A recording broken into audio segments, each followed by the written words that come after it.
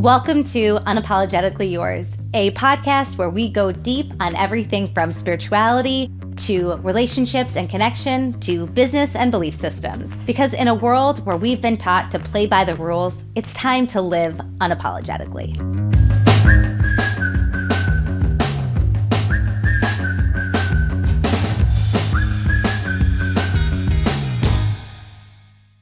Hello, welcome to the Unapologetically Yours podcast. I'm your host, Ashley Logan, and today I have such a treat for you. We are here with Rabbi Cantor Judy Greenfeld, and she is someone I was introduced to this past summer who brings so much light, love, history, context to the world. Judy, thank you so much for being here. Oh, Ashley, I'm so excited that we get to meet again and have another conversation because we have so many things in common. And I think that we can highlight so many important things for the listeners today. Me too. And I love this. And so let's start off with hearing just a little bit about you. I mean, one being a female Rabbi Cantor. You you just moved to Texas recently. And you have such a broad knowledge base from where you started your career, where you are now, and what you're doing in the world. So tell me, who are you today? Who am I today? I'm the same person I've always been, Cantor.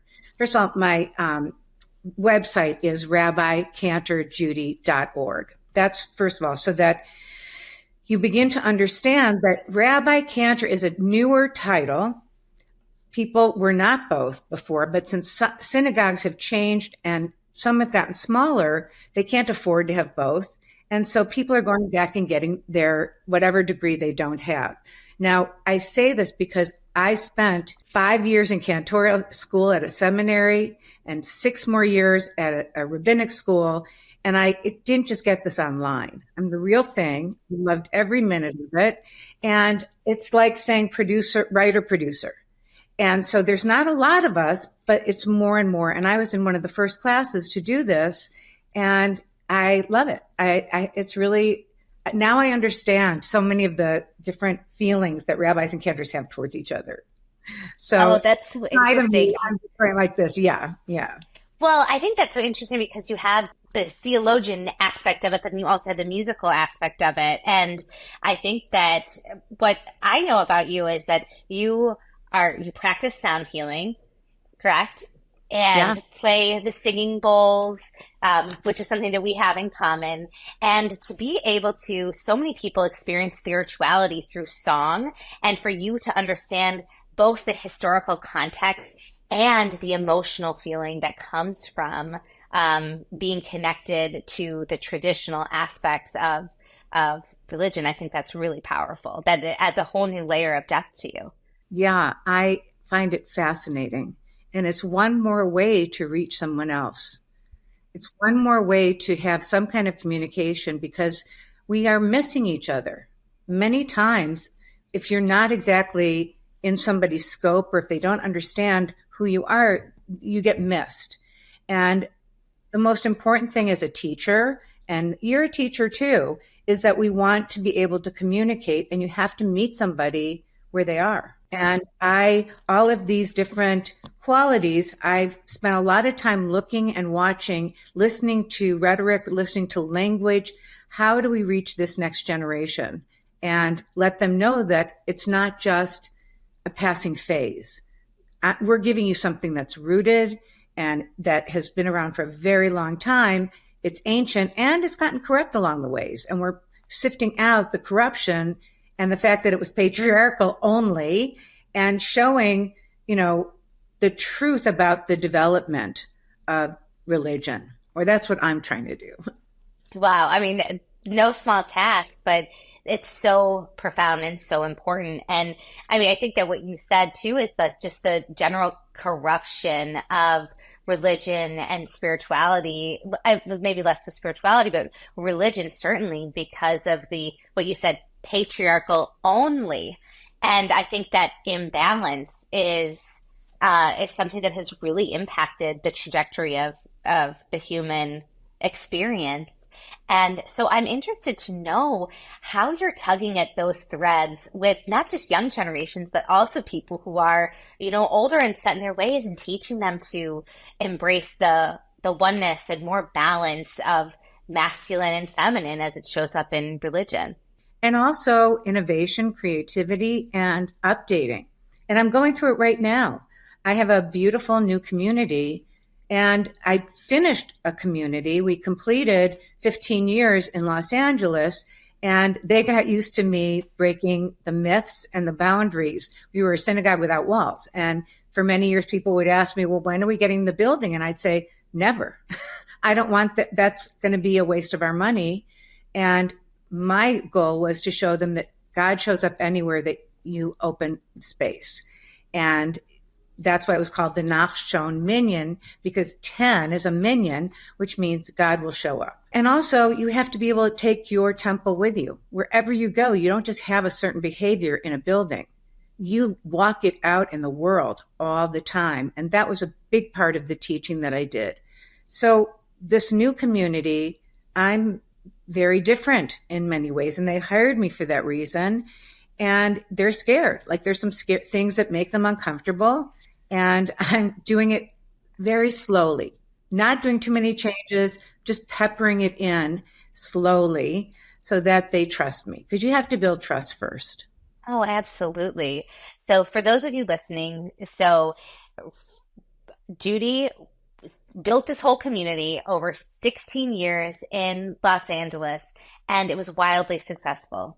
And then felt the call to step out of her comfort zone and go to a new synagogue in Texas, and Texas is extremely different culturally from from LA, and then taking on the task of breaking down walls and creating new structure. That's really, really powerful. And so how did you feel stepping out of your comfort zone and not abandoning, but, letting go, setting free the world that you had built? Well, last year was a year of transition and kind of grieving for what was. And as I've gone through my storage rooms and all these beautiful things, 15 years is a long time. And to go through all of the things that brought so much joy and happiness, what makes me excited is I get to use them again. Like, they're not tattered. They are, updated, and they're beautiful. And I had an executive director who was very talented, named Sandra Gelfat, and she turned it into a beautiful artistry as well. And everything that we did had a lot of class to it, whether it was our prayer books, whether it was our presentations, whatever it was, there was that production value, because not that's, spirituality, again, you don't need all the flair but you do need beauty. You do need to bring beauty and magic into every situation, every ceremony, every service that I do. And it's not me bringing the magic, really. It's just opening the space to possibility and not being afraid. So, back to your question, how does it feel? I'm feeling it right now, and good and bad. It's a little bit of an overwhelm to begin again. As I was going through last year, I didn't see this coming. This came out of the blue in July, and within 3 weeks I was here. And so it feels messy to me. And the high holidays is about cleaning everything up. But what's interesting is, one of my spiritual teachers said, mess plus order equals creativity. It has to be messy before you create something. And I've held that very close to my heart, because it has to be messy first. You have to pull, and no one wants to do that. No one wants to do it. The universe, if you're comfortable with the word higher power, God presents that to you, and you've got to get busy and stop crying or being angry that it's all, messed up again, and you have to find new order. Right? Isn't that the truth? I think about your position a as a religious leader during this present moment in time. There's no, you're here for a reason. And you answer the call in so many ways and responded to different signs that you received from the universe, higher power along the way. So as you are navigating this path now, what is the most challenging thing about leading people today?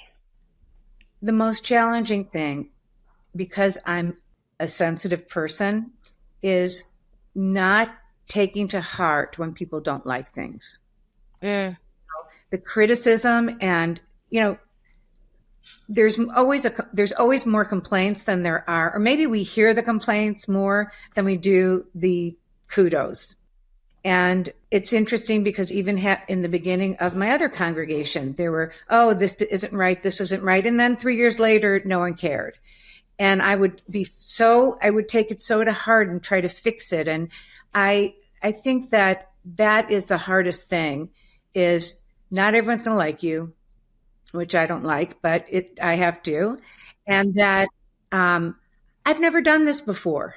I mean, yes, I have so much experience, but Ashley, today, you and I have never done this before. So we have to leave room open to learn.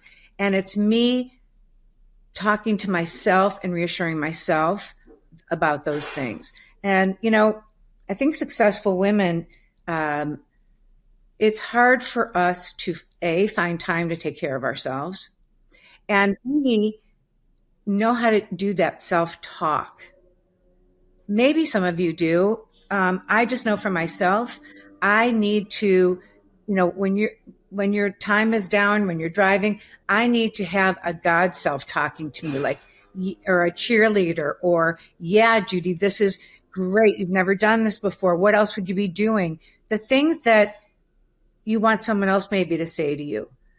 Look at what you've done so far. You're doing great. Come yes. on. Well, you are doing great. Look at what you've done so far. Look Right. at like how much courage it took for you to just pick up within 3 weeks, move to a different place and take on a new position. That's just incredible.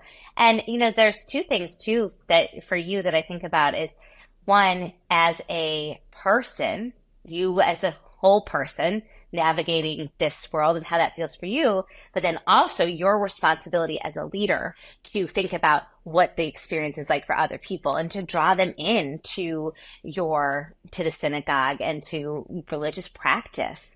And so I think like more broadly than that, as we are, navigating life as humans today, man, there's a lot of shit.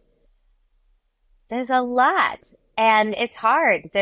We're inundated with messaging from social media that's negative and full of, getting products thrown at us all the time, and comparison, self-doubt, all of those things.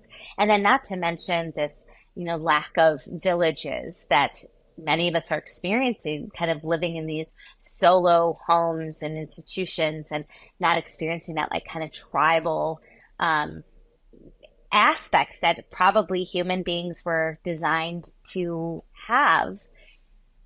So people are exhausted.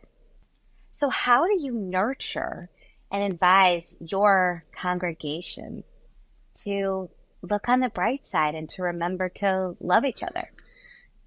More and more, and as you were talking, I realized that women leaders don't have a lot of friends. They can't.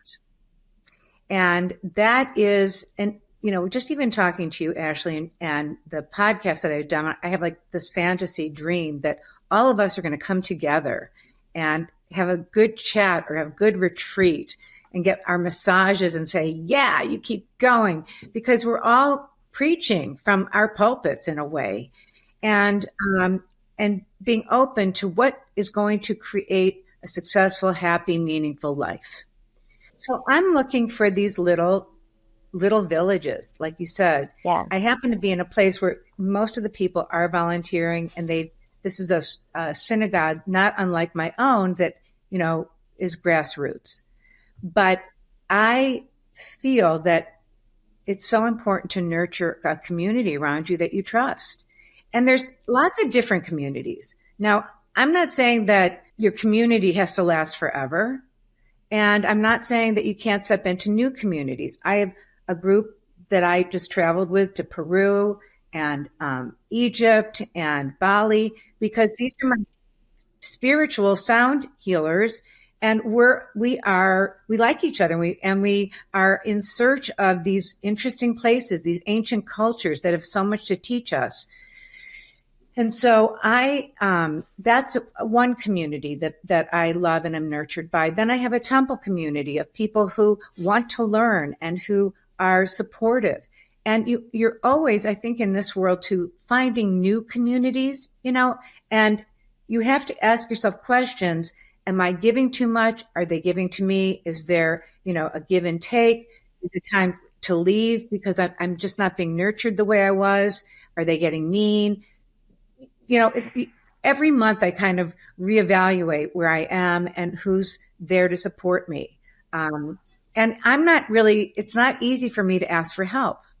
Right. Oh my gosh. I think that's such a common, is this a type A female experience? Is it just a experience of women in general where we wear so many hats and it is hard to ask for it? Or is it because we've asked for help and haven't been helped that you just learn to figure it out on your own? I don't know what the answer is there, but probably a combination of all.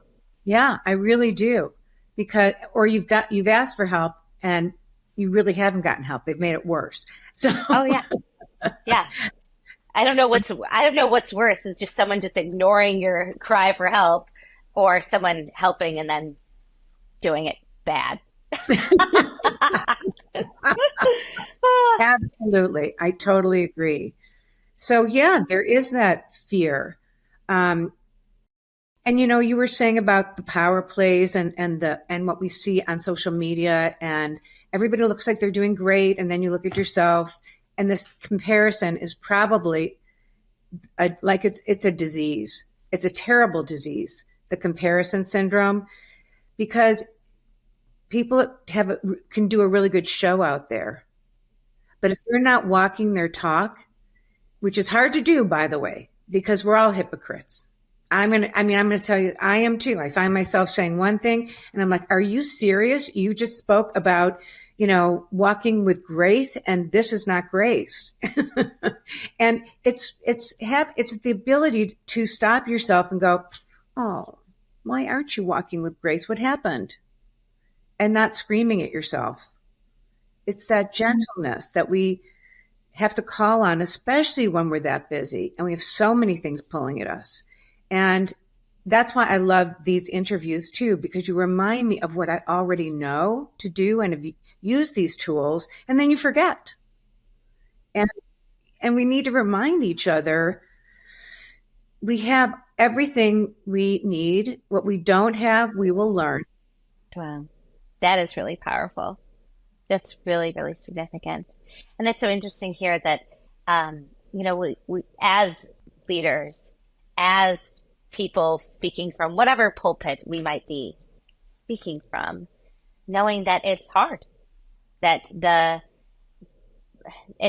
don't want to say a burden, but I started this podcast because I couldn't keep it in anymore. I had to start using my voice, and I didn't necessarily have this intention of creating something. I didn't know where it was going to go. And in some ways I probably still don't, but I knew that I had to use my voice. And if I didn't, then this was like step one for a bigger path that was going to be shown to me by using my voice. And sometimes it's like all of those stepping stones, and we don't always have the reasons why, but you can't stop it when you start to follow that path of purpose. And it's vulnerable, it's scary, it's all of those things. And it also comes with weight and responsibility and all of those things that make it just hyper complex. The self-loathing that comes with using your voice, but then also the magic that comes from it. Really powerful. Well, no, I think it's so funny. And I don't think people say this enough. And I'm going to say it also because I like telling the truth. um, anybody out there who is speaking about truth and spirituality or how to do something, well, first of all, no one has the answers. And if they do, you should run out the door, because life is always changing, and you need to know there is no one answer. There's not one fix that's going to make everything fine. And that's the first thing. And then the other that you were saying is, you didn't want to say it was a burden, but it's a responsibility.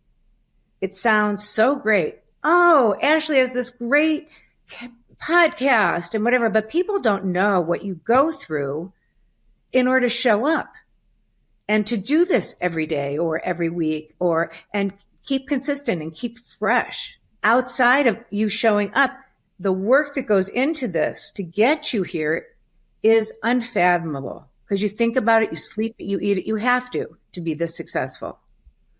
And even though that's better than making up things to worry about, or, being in a fantasy world or looking at the TV too much, I think that we'd all rather be contemplating, how do I make this better? I mean, those thoughts feel a lot healthier. Right? You said something interesting too, is the self-doubt, and that, great, I'm going to be doing this, but it's an appearance. And, every time I go through this, why did I do this? Why did I say yes? What do I think I can do? What do I say that everybody else hasn't said already? I mean, thank God my partner, who is also a clergy, he knows he's like, you get like this every time. You're going to be so happy when you finish. Just hang in there. But it happens. It's creative people go through so much fear and struggle before they emote. And anyone out there listening to this, if you feel that way, it's normal. It's just normal, and it's not comfortable, but it is necessary for you. It's like your fuel, and to see it as a good thing. Mm-hmm. It's so true. Well, the shadow piece of everything, and is that what makes someone's superpower is also their probably biggest detriment. So I have ADD, and so that is my superpower. I can think about 100 things at one time and be effective in lots of different ways. And when I get focused, I'm unstoppable. And then on the other side of that, can be scattered, can walk away from someone in the middle when I'm in the middle of a sentence, and can, stand in circles and not be able to start anything. And it's, and that's just one example of all of the things that, make me who I am, the good and the bad. And I think that when we learn to not just love those things within ourselves, which is vital, but also love those within our neighbor. So true. So beautiful. That was said so beautifully, because I actually believe most talented people are ADD. I'm ADD. I wasn't diagnosed as a kid because they didn't know of such a thing, but my mind fires really fast. And that's why a lot of times I have to slow down, and because it's hard to articulate when you think that fast. And that's why I can hold the multifacets of history, Kabbalah, that's exciting to me, to light those up in my brain, and Yes. then be able to articulate that in some kind of teaching. I actually think that the whole world is suffering from ADD right now, because we have so many things firing at us, and Yes. from television. But the sad thing is, none of it's saying and promoting that we're enough, and that at the end of the day, we're good. We've done enough. It's always kind of making us a little bit short of something. You need this, you need that. And that has to be, again, something your little tribe practices and reminds you of. Are you taking time to receive what you just did? You just moved a mountain. Can you just hold on here and take that in and drink that into every cell of your body? Because that's what will strengthen you. Oh my gosh, that's so true. Like when you, instead of looking at your to-do list at the end of the day and thinking about all the things you didn't do, think about the things that you did do and that we are enough.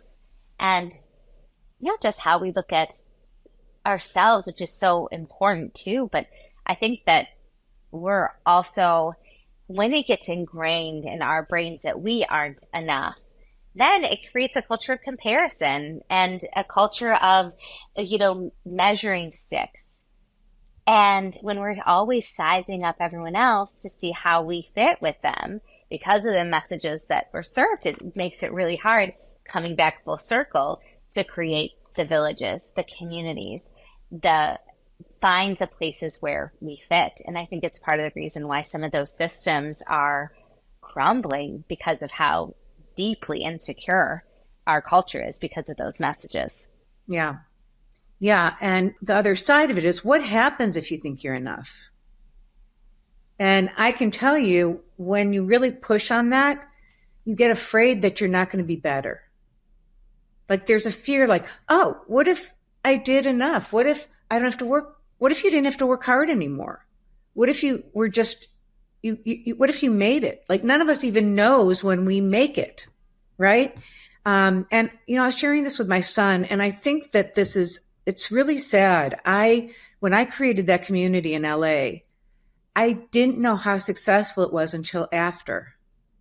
I did because I spoke, you have to speak it up no matter what you're doing, but I didn't realize the magnitude of, until I looked at the hundreds of kids and files that I have about families and people. And I am a person who has learned to stop and receive, but I didn't enough. And if we all of us take a look at all that we've done, and I do have this as a practice now, that I look at all that I've done in a year. I feel it's really important, and it became extremely important to me after my divorce. I had been married for 30 years, and it was a terrible divorce, and it really scattered me and traumatized me.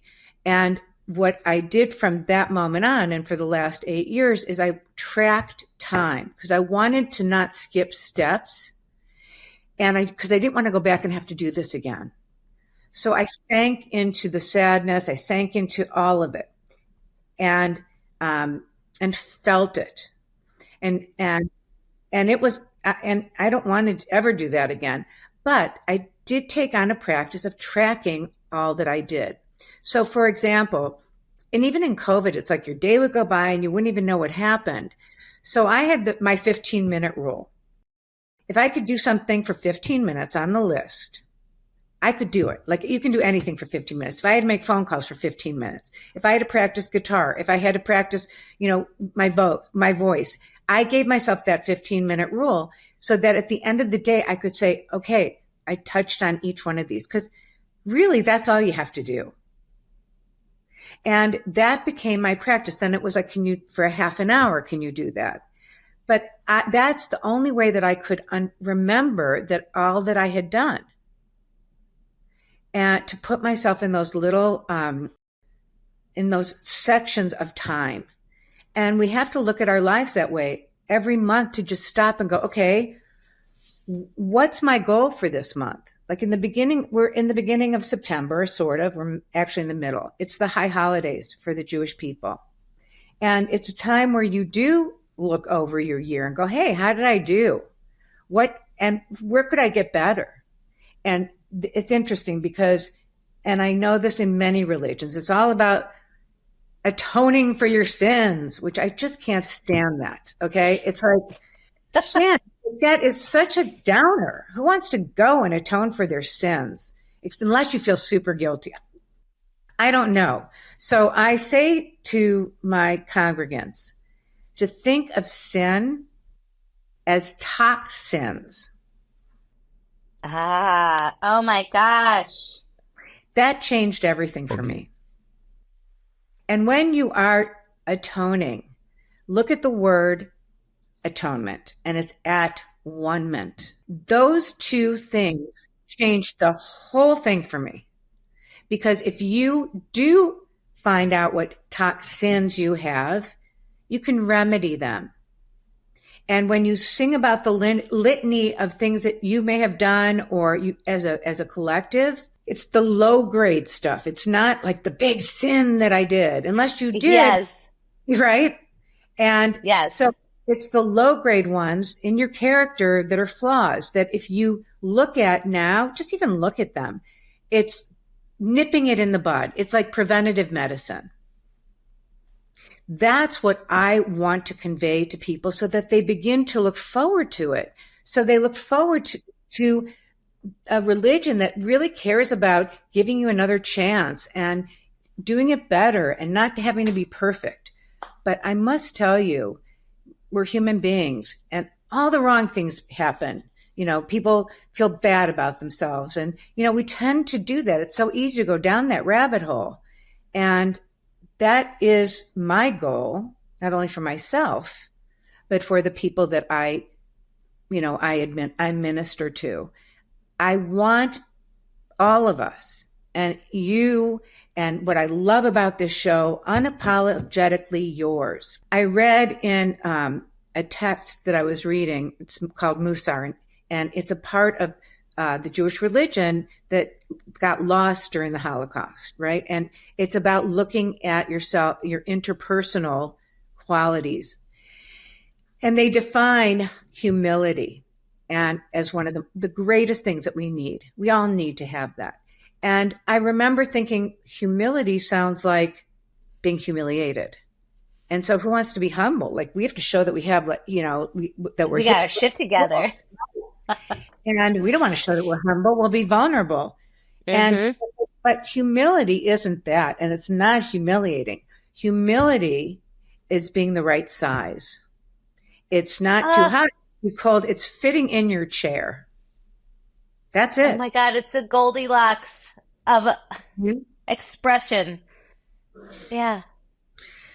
And humble means that you also don't denigrate yourself, which was a new thing for me to know. You just are who you are. Like you just 5 minutes ago, Ashley, you were saying, here, this is who I am. I'm ADD. I love it. It's actually been a great thing. It also has a downside. I try to keep it on the good side, but there'll be the downside days and I have to be gentle with myself. That's all it is. And if we were a little gentler, I think maybe we'd have less mental illness in our world, because we really have, I think the mental illness is real, but I also think it's because of this solitude and that we aren't spreading, you know, like you said, that loving kindness, which is really the theme of the high holidays. And growing up, I never knew this. I thought it was really a scary time. I ran away from this.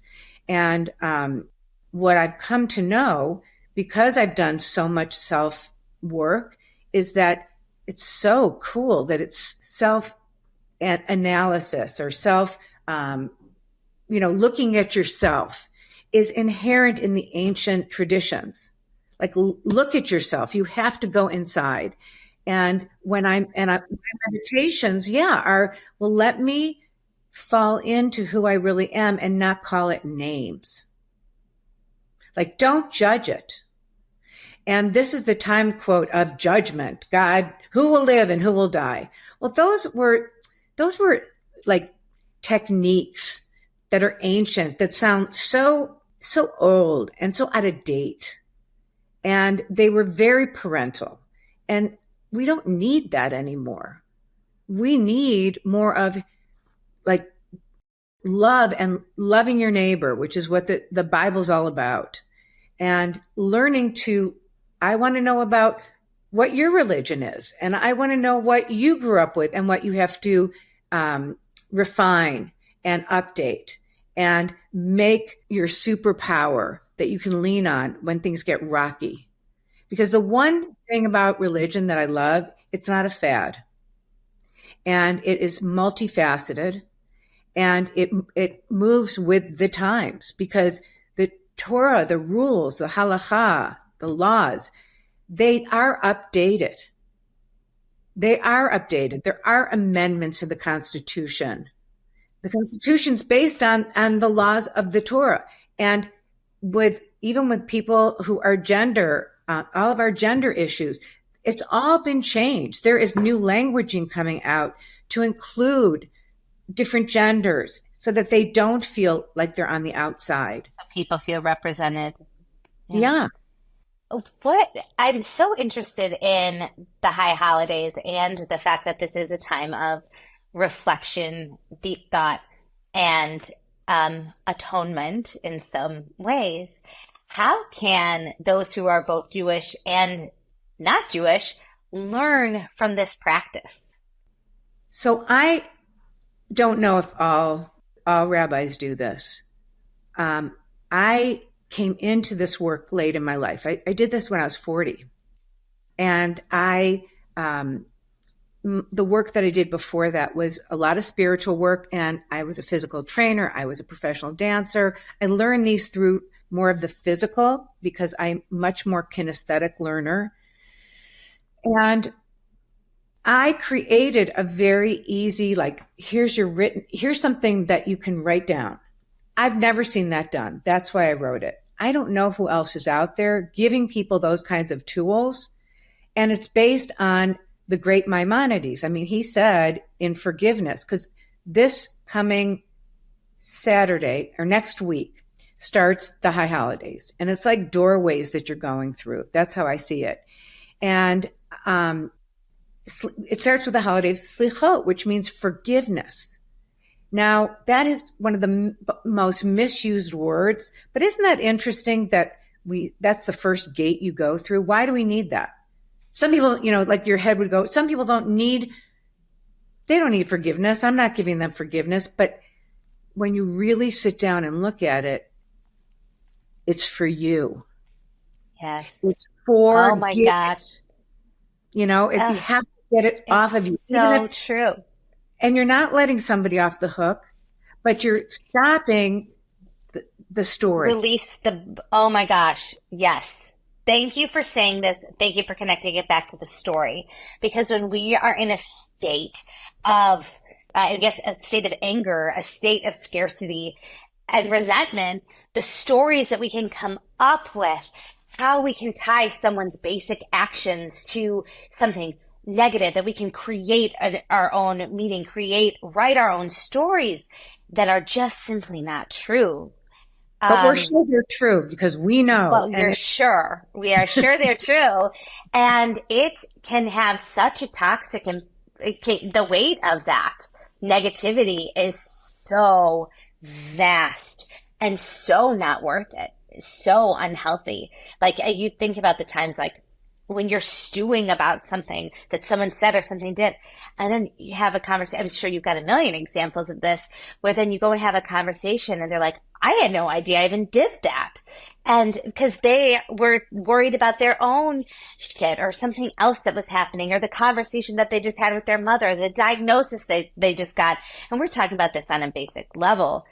When we stew and subscribe to these narratives that we're creating, in a way, we're trying to play God. We're creating a false reality. And so letting that go through forgiveness, it makes sense to me that that's the first step. And what a beautiful thing. So beautiful. And I don't think we focus on that enough. Because, when you go to the high holidays, you're distracted. But to really I love what you just said, because that narrative, and I've been guilty of that too. And then I look back and I see, either from like talking about it, you and I, we have a voice. We can't hold it in. We find out it's not even true. And then it's really scary because we think, look at all the time I wasted, like believing this.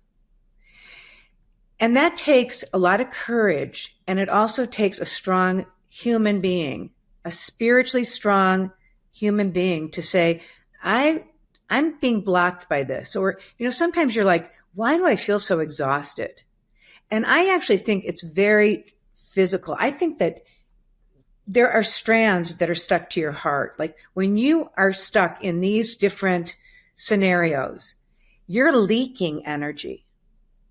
It's leaking out of you because it's being pulled out of you, and the story, and you can't wait to tell this one. You don't even feel good about telling the story. The story changes, and no one wants to hear it after a while, really.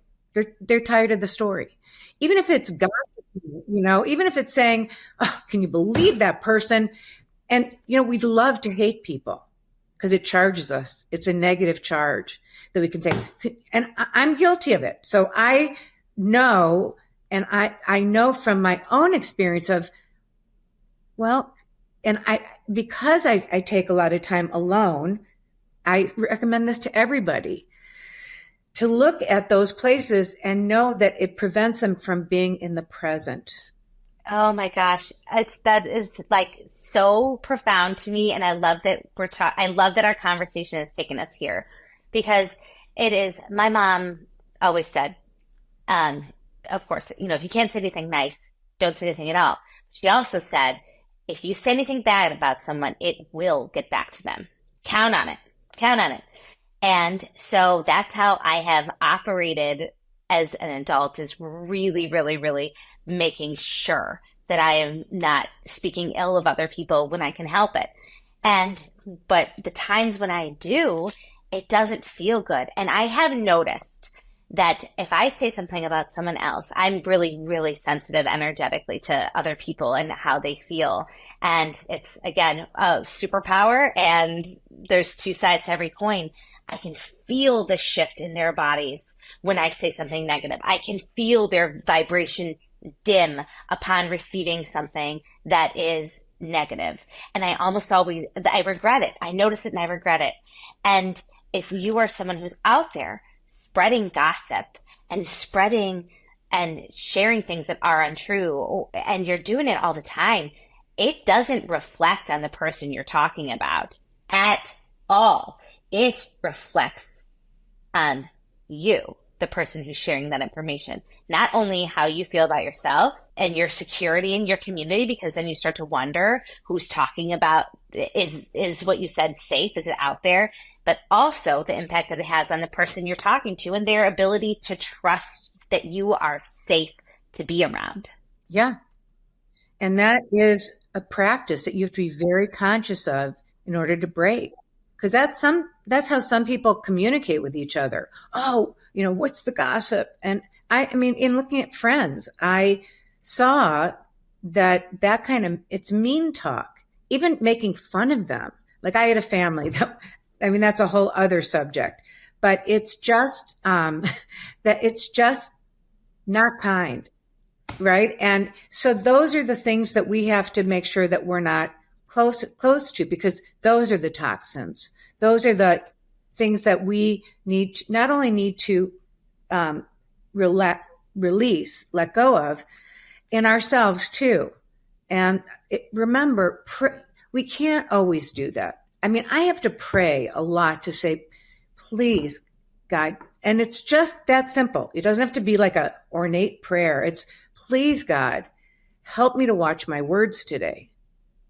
Don't let me fall into old habits, and help me, because you don't want to be a Pollyanna either, right? And say, oh, everything's fine. But, is it necessary? Like, why am I doing that? To get people on my side? Or anyway, it's a challenge. And during the high holidays, you're asked to look at the things that come out of your mouth and things that go in your mouth. It's kind of like you have to be conscious of your mouth, because it can be the most wonderful thing, and it can be so damaging. And the words, I'm sorry, that's what slichot is saying. Oof, I'm so sorry.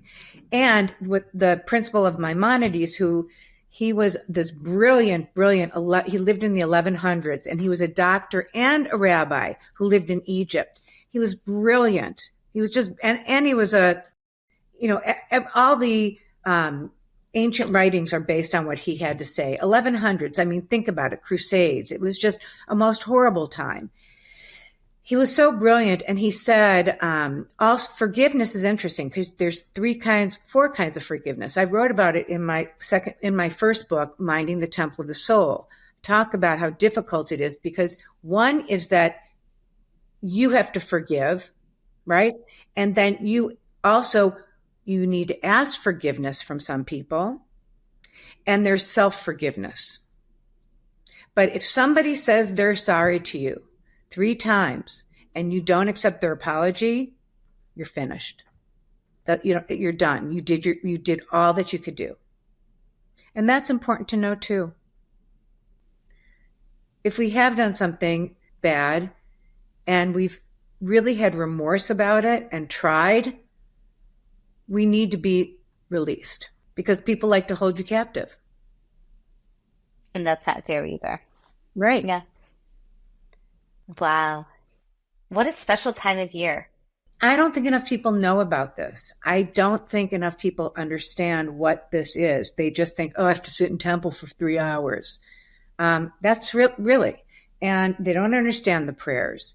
And that's all I do is explain what they're doing so that now they know that every year you get an opportunity to do this much. There's the most beautiful teaching that all you need to do is change the amount of the eye of a needle, and you've let light in. I love that. That's that you just have to do that much.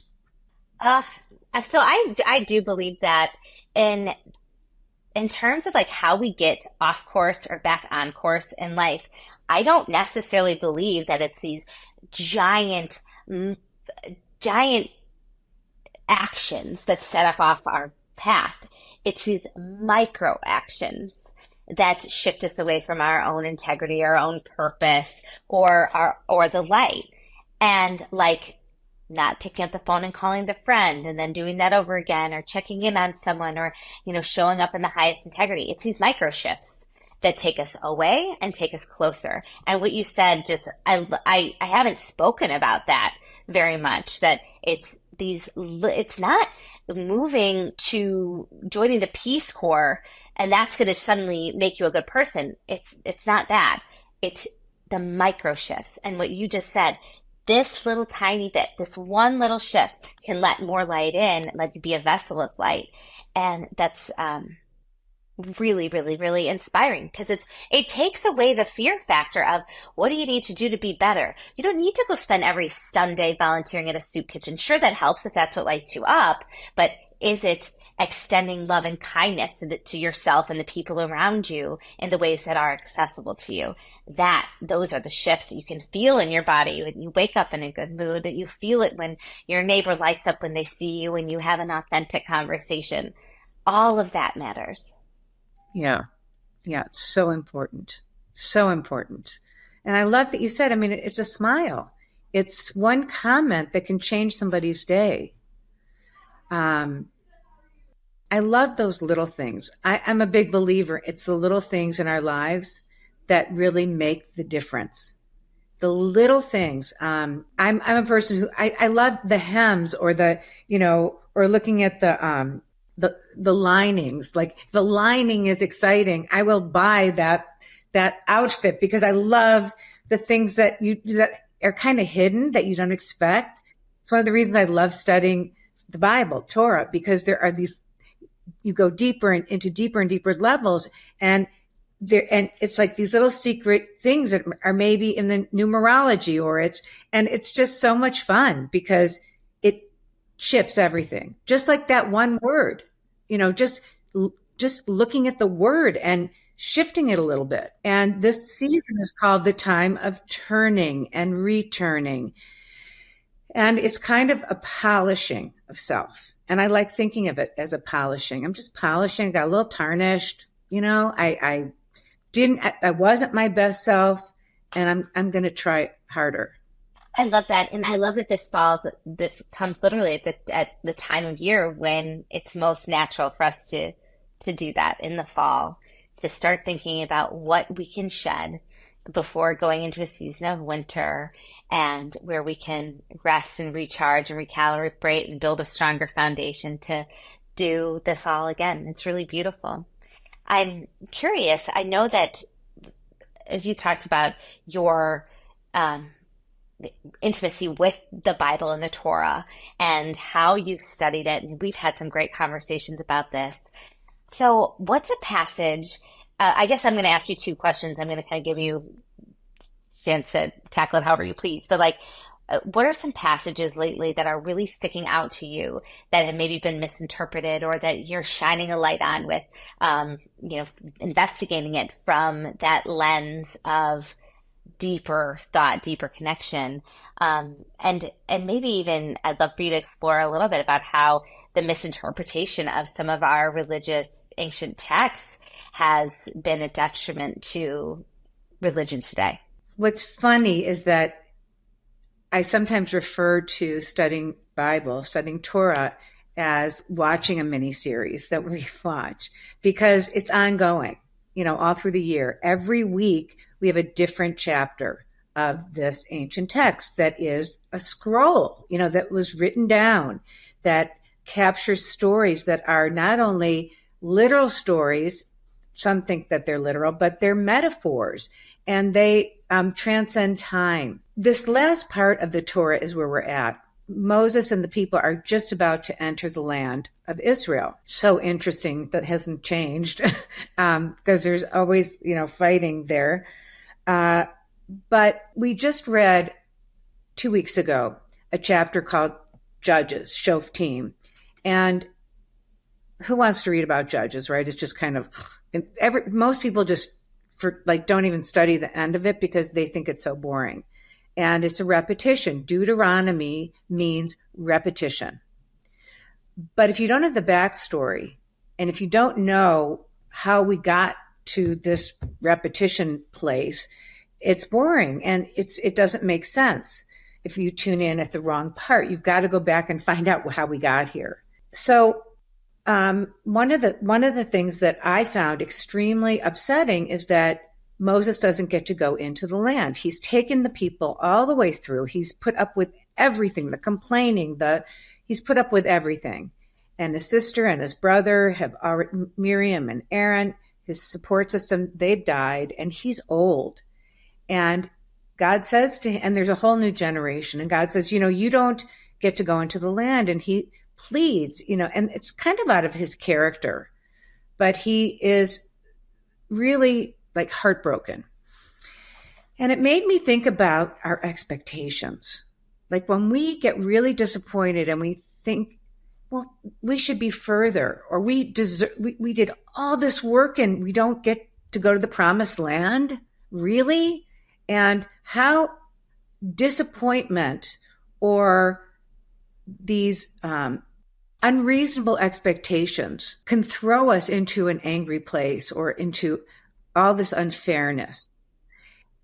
But instead, what happens is that we grieve, we feel what Moses is feeling, and then comes these other stories called Midrash that say, first of all, on a realistic level, he's so old, and he's not going to really be able to go into the land and change everything in his life, right?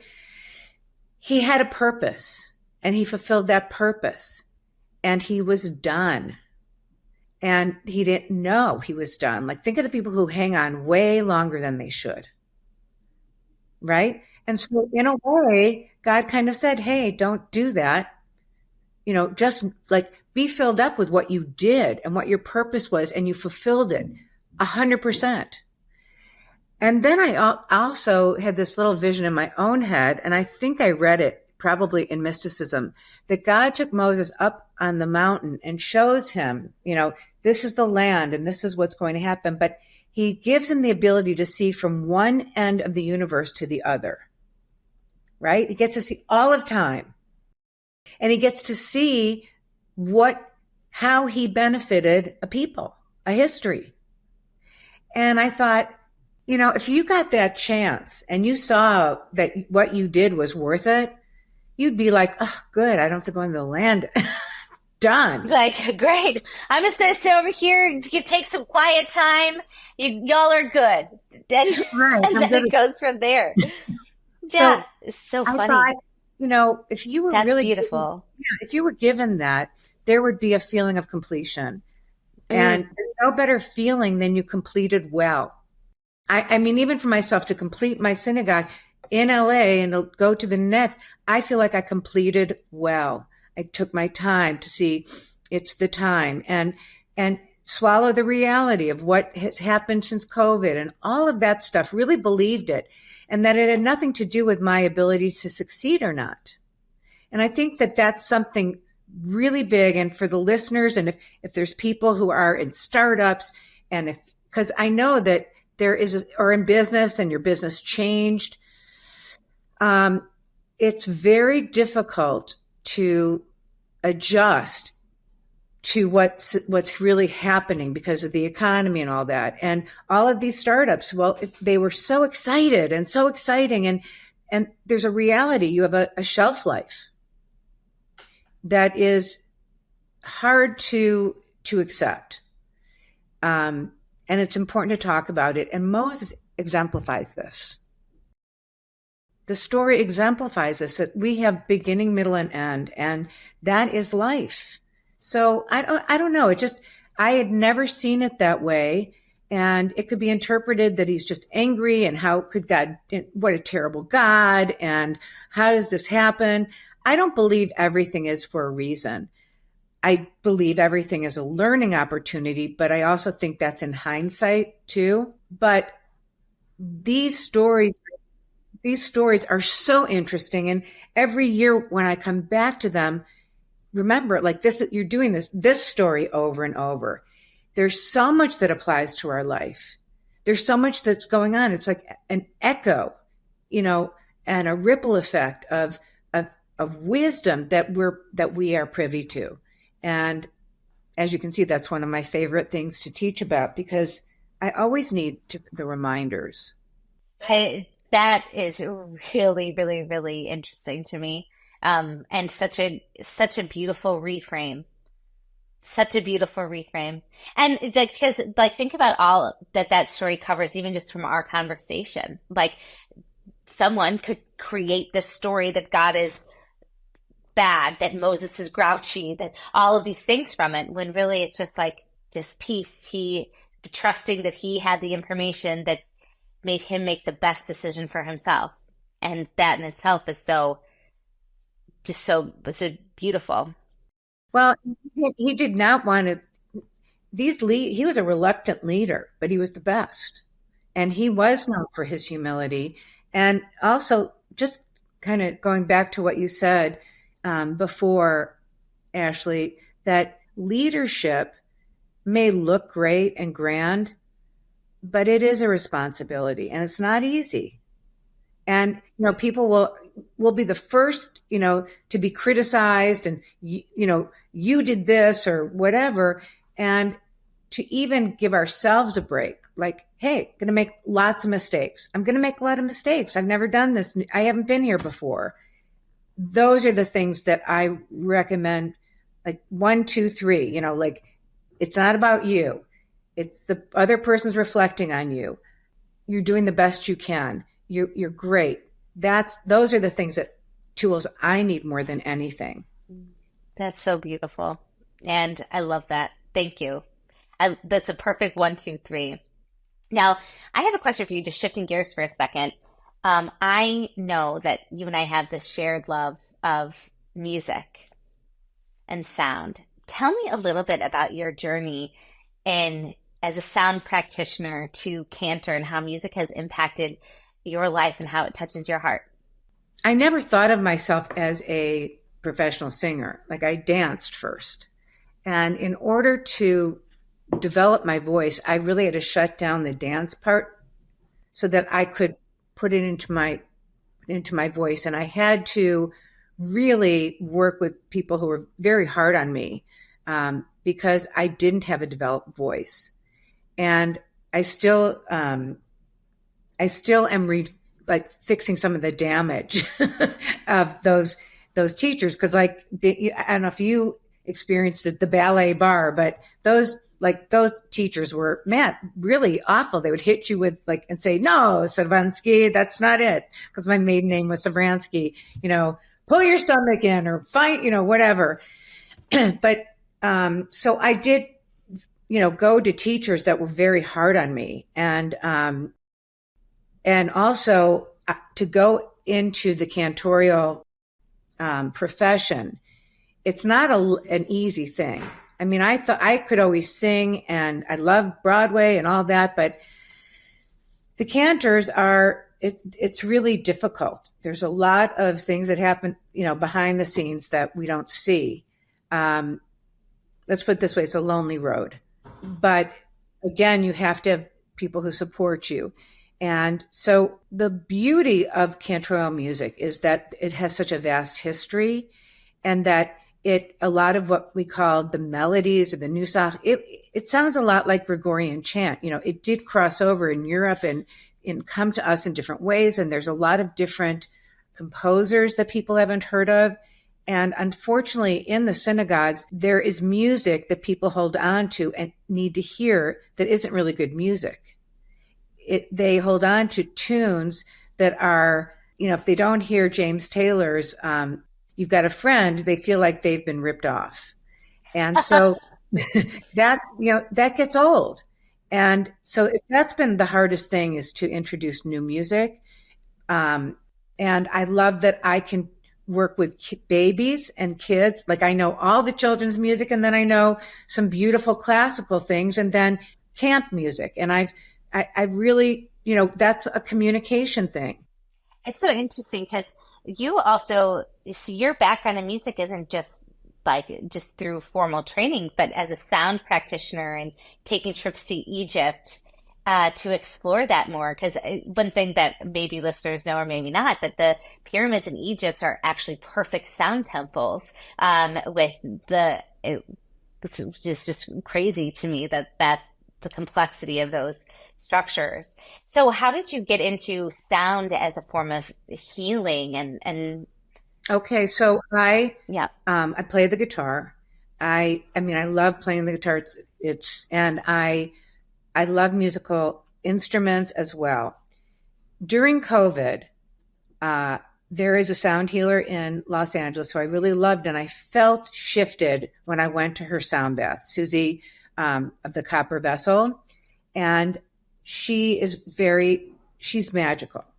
So during COVID, there was an opportunity to study with her, and I was feeling really brought down, pulled down. Things got really heavy, and I felt my vibration pushed down, and I didn't know how to lift it back up. And there's no songs to sing to do that. And when you become a professional singer, they're in a synagogue, they're not songs. What you're doing is you are emoting a vibration. And one of the highest things that you can do is think about it even on a molecular level. Like when you did that science experiment as a kid, like you saw the molecules, then they heated up and they started dancing. Molecules look like is that when they're at this lower pace, or they are not active. But as things heat up, they start to move. Well, that's how energy is. If your energy is very low, it's not moving. But in order to lift that vibration up, you need a tuning fork. You need to dance. You need to move. And again, movement is healing. But as far as sound, what I learned, she showed us this video in training.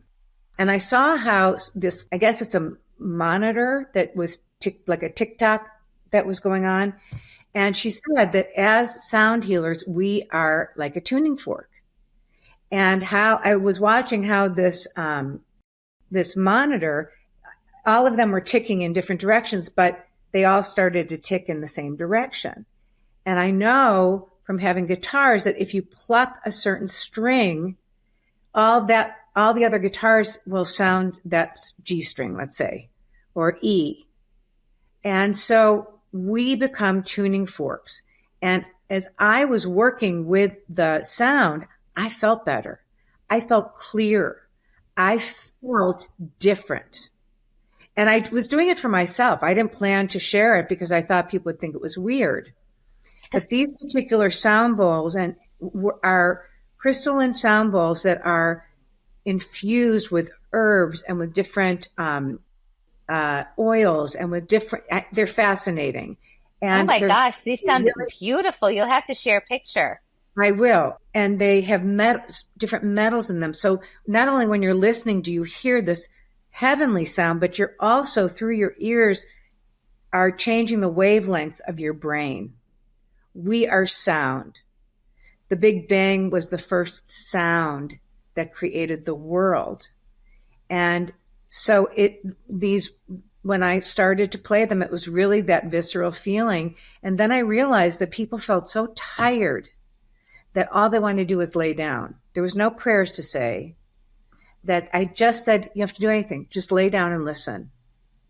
And that was the best gift I could give to people, to just receive. Right. Oh my gosh, so fascinating. Two things. One, how can people find you? I am offering a 15-minute consultation for free. If anybody would like to make an appointment, feels off track, is looking for a connection. And you can find that on my website, which is undergoing a little bit of change right now. So again, I'm not going to apologize, but that's what's happening. But it's Rabbi Cantor Judy. There's no slash in it. It's one word, RABBICANTOR, and then space, Judy.org. And you can find my Instagram is Rabbi Cantor Judy G. And you can see all the new things. And I post little, snippets of things that you can think about during the week, maybe that will help you. But I would love to hear from you. And I feel that we need to stick together and keep talking. And Ashley, I just hope that we get a chance to see each other again. I just really loved meeting you and being in your energy. Thank you. Well, thank you so much. Well, I'm going to book a 15-minute connection with you just to stay in touch. How many of those do I get? As many as you'd like. Okay, so there's a question that I love to ask every person who comes on the show. What are you doing in your life right now to live unapologetically? I always have a structure of checking in with my mind, my body, and my soul. I mean, that's just something that is, that has to be balanced always. But what am I doing today? I am working in my meditation of just being present, just going inside and staying connected to myself and not leaving myself for any person, and that's doing that as I'm connected to you. That's what I'm doing each day. Like taking those moments to be inside myself and with you and gentle. I'm being a lot more gentle with myself. I love that. And you deserve it. Absolutely. So does everybody out there. I'm not saying lower your expectations, but maybe, just remember, and I guess this got me through rabbinic and cantorial school, all you need to get is a C. That's still passing, I think, in this day and age. You don't have to be an A+. Just get a C. I love that. That's great advice from an absolute C student. That was me. Well, you know what? You passed. I did. Some would say I passed. Judy, it has been such a pleasure having you here. Thank you so much. You have so much light and wisdom to share. What you're doing in the world is brilliant. I'm excited to share the links to your books, your website, your social media so that people can find you and engage with you and keep doing the work that you're doing and keep going from that pulpit. You're making magic. Thank you so much. Thank you everyone for tuning in. Until next time, I'm your host, Ashley Logan, and I am unapologetically yours. Thank you so much for tuning in. Go out, make some mischief in the world. And until then, I'm Ashley, and I'm unapologetically yours.